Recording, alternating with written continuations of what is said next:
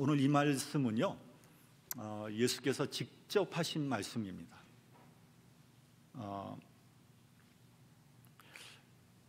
우리가 예수께서 직접 하신 말씀은 좀 특별히 관심을 갖고 봐야 합니다.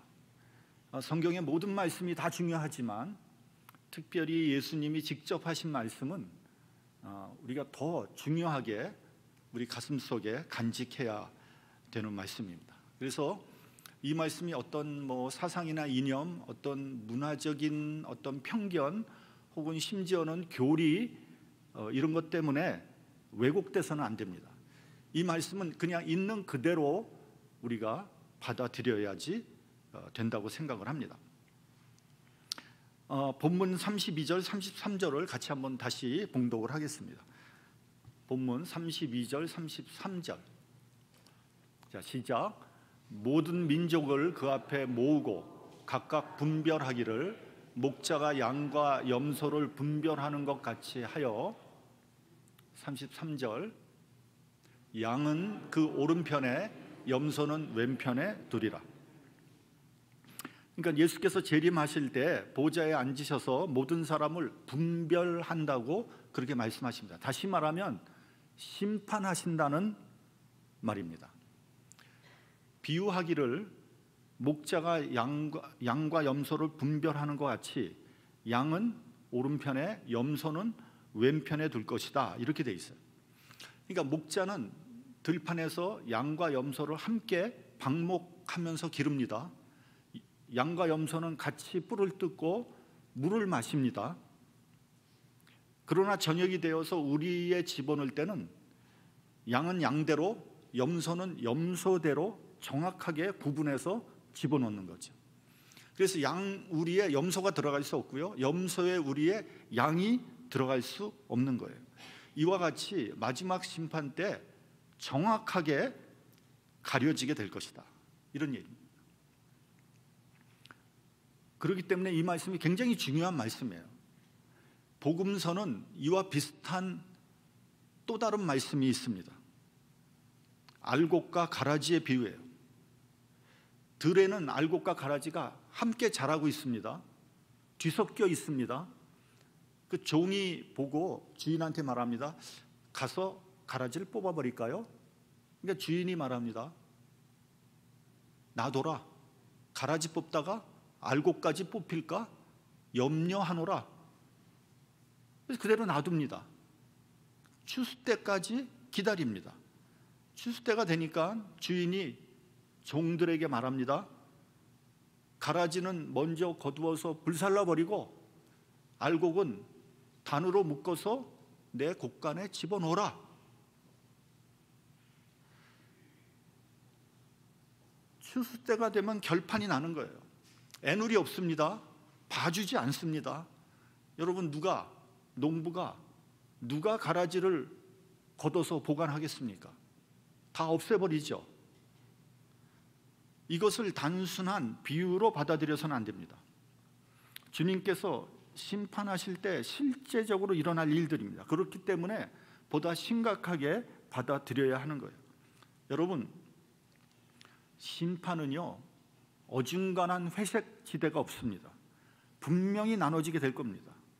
의인으로 분류되는 양의 무리에 속하든지 악인으로 분류되는 염소의 무리에 속하든지 둘 중에 하나예요.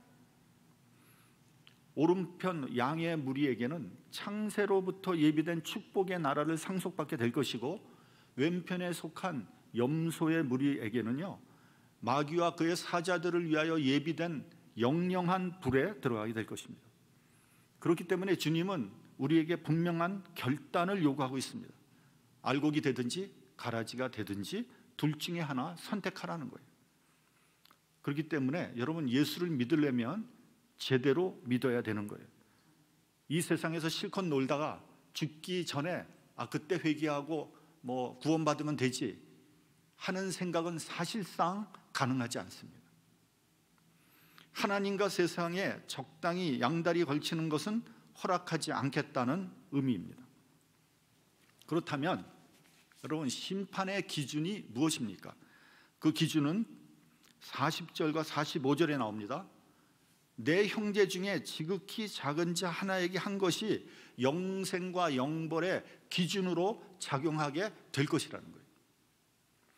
지극히 작은 자를 사랑으로 대접한 자들에게는 창세로부터 예비된 나라를 상속받게 될 것이고, 지극히 작은 자들을 외면하는 자들에게는 영벌에 처해지게 될 것입니다. 그렇다면 여기서 나오는 지극히 작은 자들은 어떤 사람들입니까? 그 작은 자의 정체는 본문 35절과 36절에 나옵니다. 찾아보면 줄인 자들, 목마른 자들, 나그네, 헐벗은 자들, 병든 자들, 옥에 갇힌 자들입니다. 여러분, 이런 자들의 특징이 뭔지 아세요? 이런 자들은요, 누군가의 도움을 절실히 필요로 하는 사람들이에요. 이런 도움이 없으면 살아갈 수 없는 사람들입니다. 소외되고 버림받은 사람들이에요. 그리고 도움을 줘도 그 도움을 되갚을 수 없는 사람들이에요. 이런 사람들이 지극히 작은 자들이라는 거죠. 이런 사람들을 어떻게 대하느냐에 따라 영생과 영벌이 갈린다는 거예요. 전에 어떤 목사님한테 얘기를 들었습니다. 이 목사님은 시골에서 목회를 하시는 분인데, 그 지역에 하필이면 여성들만 가둬놓고 있는 제일이 거기에 있다는 거예요. 감옥이 있다는 거죠. 그래서 그 감옥을 이제 조사를 해보니까 거기에 한국 여성들이 한 서너 명 있더라는 거예요. 그래서 불쌍하기도 하고 궁금하기도 해서 면회를 갔다고 합니다. 그래서 그 여성들을 만난 거예요. 그 여성들을 만났더니 진짜 1년 12달 365일 아무도 면회를 오지 않는 거예요. 이영만리 미국에서 무슨 죄를 지었는지는 잘 모르겠지만 한국인으로 소수민족으로 감옥에 갇혀 있는 것이 어디 쉬운 일이겠습니까? 감옥 속에서도 온갖 차별과 무시를 당하고 있는 거죠. 너무 불쌍해서 기도해주고 복음을 전하고 돈을 50불씩 집어넣어 줬다고 합니다. 너무 좋아하더라는 거예요. 그래서 이 목사님이 자기 교회로 돌아가서 이 이야기를 한 거예요. 그러면서 우리가 선교하는 셈 치고 이분들을 가서 찾아가고 위로하고 도와주고 또 복음도 전하고 그러면 어떻겠느냐 했더니 뜻밖에도 교인들이 반대하더라는 거예요. 반대인 즉슨 아니 선교사에게도 지금 보낼 돈이 모자라는데 아니 죄를 짓고 감옥에 있는 사람들을 뭐 때문에 도와줘야 됩니까? 그 사람들은 나라에서 재워주고 먹여주고 입혀주는 거 아닙니까? 구태여 우리가 그 사람들을 도울 이유가 있을까요? 교인들이 반대하니까 목사님은 그 사역을 접기로 했다는 말을 들었습니다. 목사님이 본문을 제시하지 않았기 때문에 아마도 그런 현상이 일어나지 않았나 그런 생각을 해보기도 했습니다. 본문에 보면은 옥에 갇혔을 때 와서 보았다고 했습니다. 여러분 아무리 죄인이지만 얼마나 고통스럽겠습니까? 얼마나 외롭겠습니까? 그런 사람을 찾아가서 위로하고 도와주고 생명의 길로 인도하지 않으면 도대체 누구를 구원하겠다는 겁니까? 얼마 전에 한국 뉴스에서 들었습니다. 바퍼를 하는 최일도 목사라는 분이 있어요. 이분은 청량리 전농동에 들어간 입구 굴다리 부근에서 지난 34년 동안 노숙자들이나 가난한 사람들에게 무료로 식사를 제공했습니다. 여러분들도 아시겠지만 그 근처가 옛날부터 창녀촌이 있었던 곳으로 유명한 우범지대입니다. 그리고 불량배들이 막 설치는 위험한 지역입니다. 제가 그 지역을 좀 알거든요. 왜냐하면 과거에 제가 거기서 논 것이 아니라 과거에 제 처의 집이 전농동이었거든요. 좀 못 사는 동네예요. 그 이제 학교 다닐 때 데이트를 하고 이제 집에 데려다 주잖아요. 그러면 그 지역을 거쳐서 가게 돼 있어요. 근데 보통 버스를 타고 다니는데 가끔 이제 또 걸어서 갈 때도 있잖아요. 그 손잡고 걸어서 가면은요, 여자친구가 있는데도 불구하고 그 길거리에 있는 여성들이 내 팔을 잡아 끌고 잡아 당기는 거예요. 얼마나 민망한 일입니까? 당황스러운 일이죠. 그런 지역에서 무료 급식을 무려 34년간 지속해 왔어요. 그러니까 노숙자들이나 배고픈 사람들이 이 추운 겨울에도 따뜻한 밥 한 끼 얻어 먹으려고 새벽부터 줄을 나란히 서 있어요. 그 와중에 그 지역이 점차 변해서 좋아졌어요. 주택가도 들어오고요, 고층 아파트도 들어왔습니다. 이제 그러다 보니까 그 밥퍼를 하는 그 시설이 혐오 시설이 된 거예요. 노숙자들, 독거노인들, 가난한 사람들이 새벽부터 진을 치고 있으니까 보기는 좋지 않죠. 집값이 떨어지고, 그래서 동네 주민들이 그 시설을 철거해 주기를 강력히 요청하고 있는 거죠. 가난한 이웃을 도와주지는 못할 망정 그 시설을 철거하기를 청원하는 무정한 사람들입니다. 그래가지고 복을 받겠습니까?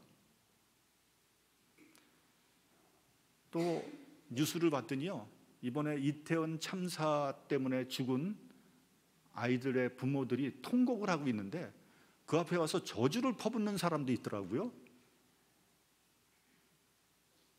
인간이기를 포기한 짐승만도 못한 사람들이죠. 심판을 면치 못할 겁니다.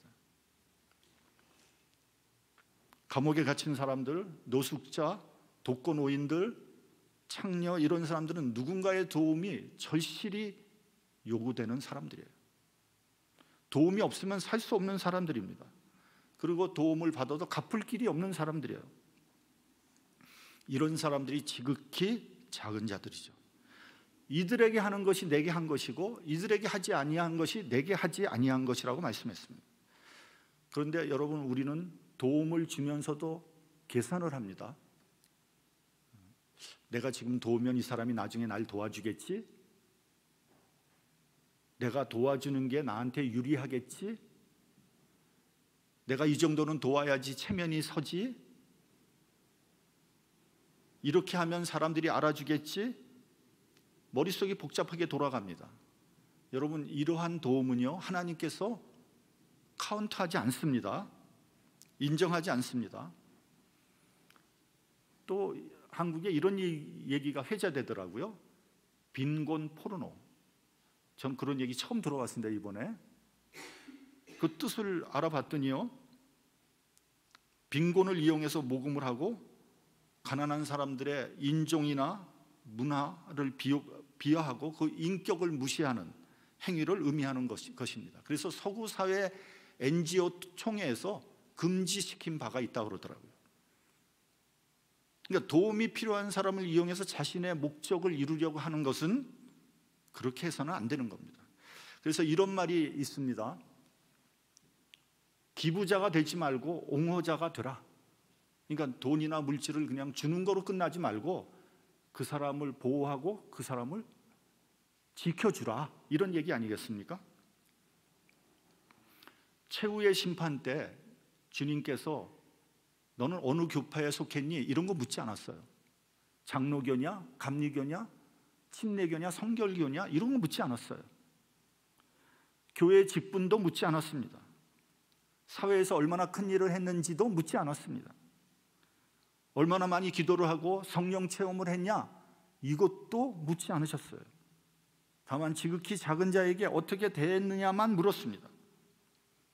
우리의 삶의 여정 가운데 만나는 이름도 모르는 작은 자에게 어떤 태도를 보였는가를 보고 우리의 영원한 운명이 결정된다는 거예요. 여러분, 우리의 구원이요, 그것을 결정하는 것이 뭐 대단한 이론이나 업적이 아닙니다. 엄청난 희생이나 헌신을 요구하는 것도 아닙니다. 힘들고 어려운 일을 하라는 것 아닙니다. 우리 주변에 있는 소외되고 버림받은 사람들을 어떻게 대하고 있는지를 묻고 있는 거예요. 우리는 이 장면에서 다시 한번 깊이 생각을 해봐야 됩니다. 여러분, 우리의 구원은 믿음으로 받는 거 아닙니까? 예수 천국, 불신 지옥 아닙니까? 천국에 가려면 예수를 믿어야 되는 거 아닙니까? 그래서 요한복음 3장 16절에 하나님이 세상을 이처럼 사랑하사 독생자를 주셨으니 이는 저를 믿는 자마다 멸망치 않고 영생을 얻게 하려 하심이라. 그렇게 말씀하셨습니다. 우리는 성경 공부 시간에 믿음으로 구원을 받는다는 말씀을 너무 많이 들었어요. 그러면 그것은 어떻게 되는 겁니까? 교리가 잘못된 겁니까? 우리가 잘못 이해한 겁니까? 우린 여기서 예수님을 믿는다는 것이 도대체 무엇인지를 다시 한번 생각을 해봐야 됩니다. 여러분, 예수를 믿는다는 것이 성경 외우는 겁니까? 교리를 답습하는 겁니까?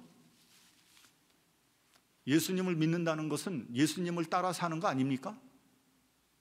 하나님께 순종하는 거 아닙니까? 예수님을 믿는다고 하면서 예수님과는 전혀 관계없는 삶을 산다면 그 사람을 예수 믿는다고 할 수 있을까요? 십자가에서 큰 은혜를 받았다는 사람이 가난하고 소외된 이웃을 외면한다면 그리스도인이라고 할 수 있을까요? 예수님을 사랑하는 성도라면 고통당하는 성도들을 모른 채 할 수 있을까요? 선한 사마리아인의 비유에서 나오는 것 같이 강도에게 맞아서 거반 죽어가는 유대인을 보고도 모른 척하고 지나가는 제사장이나 레위인을 하나님 믿는 사람이라고 말할 수 있을까요? 이방인보다 더 무시당하고 차별받는 사마리아인이지만 죽어가는 유대인을 살려주었다면 그 사람이 바로 우리의 이웃 아니겠습니까? 이웃의 고통을 외면하고 무관심하다면 예수님을 믿는다고 말할 수 없습니다. 그래서 여러분, 우리의 신앙은 너무 추상적이에요.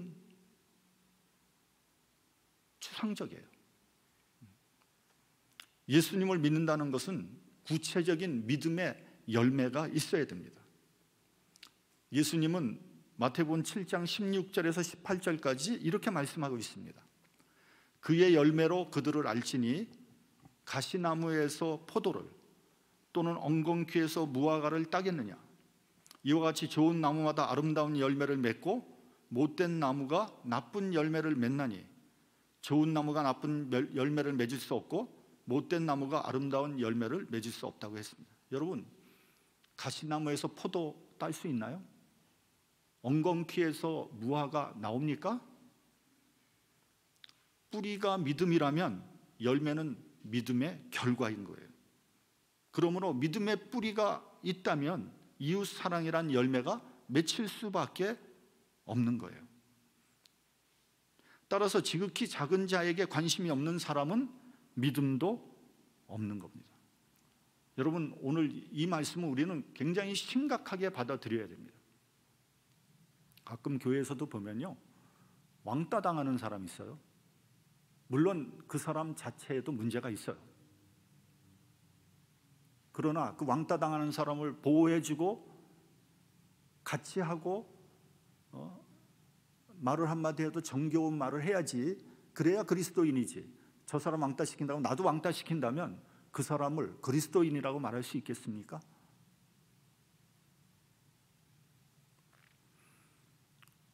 우리가 이 말씀을 심각하게 받아들여야 되는 이유는요, 자기가 양인 줄 알았는데 나중에 염소로 판명될 수 있기 때문에 그런 거예요.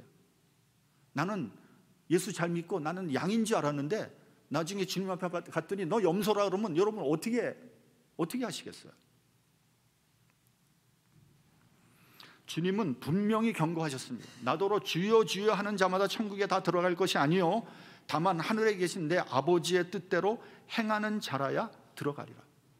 여러분, 이 말씀은요, 안 믿는 사람한테 한 말 아니에요. 신자한테 한 경고의 말씀이에요. 왜요? 주여 주여 하는 자마다 천국에 들어가는 거 아니라 그랬어요. 본문 말씀을 조금 더 깊이 살펴보면 이런 겁니다. 본문 35절 36절에 보면 내가 줄일 때 너희가 먹을 것을 주었고 목마를 때 마시게 하였고 나그네 되었을 때 영접하였고 벗었을 때 옷을 입혔고 병들었을 때 돌아봤고 옥에 갇혔을 때 와서 보았다고 했습니다. 의인이 깜짝 놀라서 물어봅니다. 우리가 언제 그렇게 했습니까? 본문 40절 같이 봉독하겠습니다. 본문 40절 시작. 임금이 대답하여 가라사대 내가 진실로 너희에게 이르노니 너희가 여기 내 형제 중에 지극히 작은 자 하나에게 한 것이 곧 내게 한 것이니라 하시고, 이제 지극히 작은 자에게 한 것이 곧 내게 한 것이라 그랬어요. 이건 정말 놀라운 말씀입니다.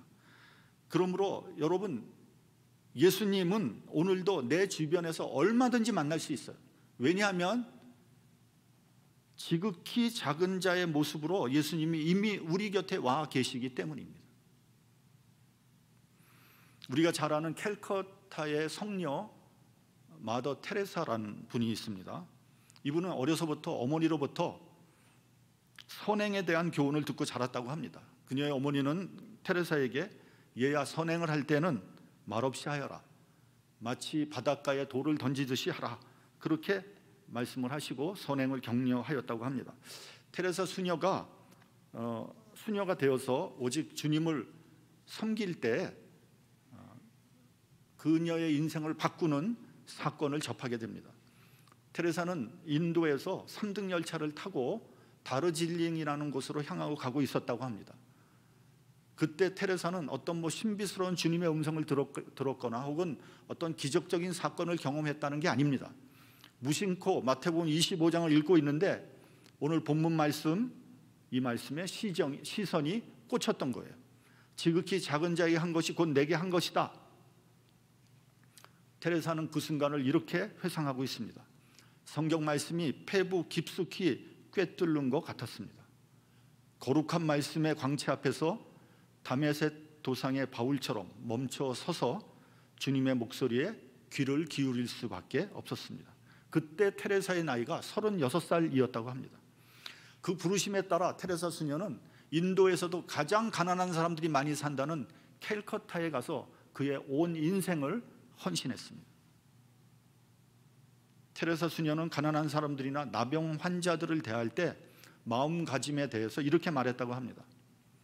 가난한 사람 한 사람을 대할 때 그들 안에 계신 예수님을 보십시오. 성체 안에 예수님을 만지듯이 부드럽게 헌신하는 마음으로 만지십시오. 그리고 온 마음을 다해 당신의 모든 능력을 다해 예수님을 섬기십시오. 테레사와 함께 하던 수녀들도 지극히 작은 자들의 모습 속에서 예수님을 보았다고 합니다. 그러니까 그들에게 있어서 봉사는 곧 예배였던 거죠. 여러분, 주님은 지금도 지극히 작은 자의 모습으로 우리 곁에 와 계십니다. 그렇기 때문에 주님을 보려면 우리는 낮은 자의 심령이 되어야 돼요. 그런데 우리의 눈은 어디가 있습니까? 높은 곳, 힘 있는 곳, 부유한 곳, 권세 있는 곳으로 향하고 있어요. 성경에서 말씀하는 이러한 진리를 알고 있음에도 불구하고 우리는 주님께서 계시지 않은 곳을 향하여 가고 있는지 모릅니다. 그래서 우리의 육신은 풍요로워질지 모르지만 우리의 영혼은 메말라 가고 있는 거예요. 본문 44절을 보면 악인이 말합니다. 주여, 우리가 어느 때 주의 줄이신 것이나 목마르신 것이나 나그네 되신 것이나 벗으신 것이나 병드신 것이나 옥에 갇힌 것을 보고 공양치 아니하더이까?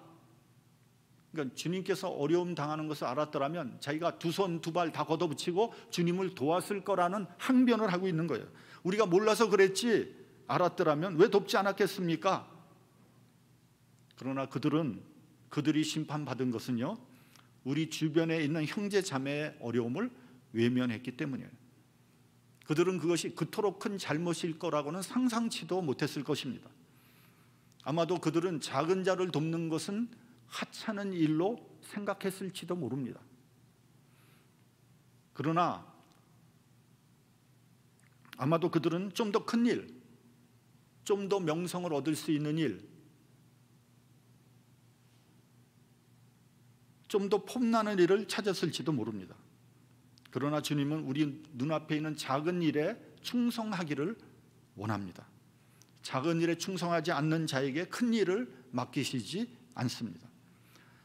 또 하나 우리가 여기서 굉장히 중요하게 생각해야 되는 게 뭐냐면요, 악인들이 나쁜 짓을 했기 때문에 영벌에 처해진 것이 아니라는 사실이에요.